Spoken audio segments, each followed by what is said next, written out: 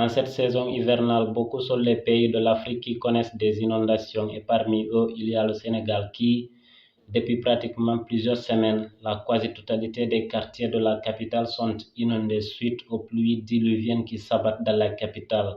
C'est notamment le cas du quartier Keur Fall. Le reportage est signé Mamadou Salif Diallo. Depuis pratiquement un mois, des pluies diluviennes continuent de s'abattre à Dakar, la capitale sénégalaise.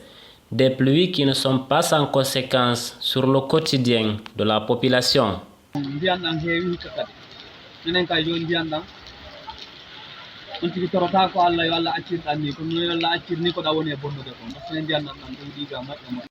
Des inondations, des dégâts matériels, des infiltrations, ce sont des constats qui sont visibles aux yeux de tous. Mohamed Diallo, l'une des victimes de ces pluies, nous confie que c'est la deuxième fois que l'eau pénètre dans sa place et qu'il a déjà beaucoup souffert depuis le début de cette saison hivernale.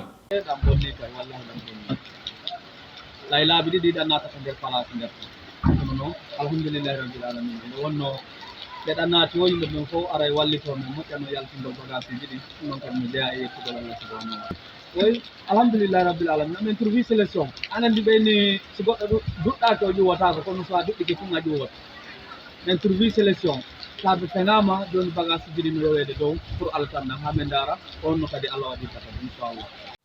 Pour atténuer les vagues d'eau qui sont principalement provoquées par les va-et-vient des véhicules, entraînant donc des inondations dans les maisons, Mohamed Diallo et ses voisins ont érigé des barrages bloquant totalement la circulation de tout engin roulant pour éviter d'éventuelles inondations.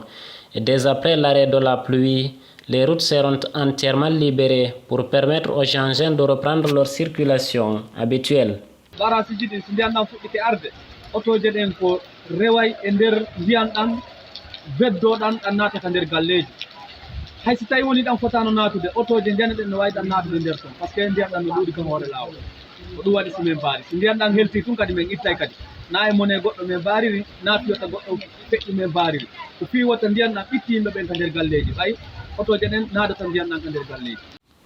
À noter qu'en cette saison pluvieuse, suite au refus catégorique des automobilistes de circuler par peur d'être asphyxiés par les eaux, les usagers se voient être contraints d'emprunter les charrettes pour se déplacer d'un point A à un point B avec des prix de transport qui varient selon la distance parcourue.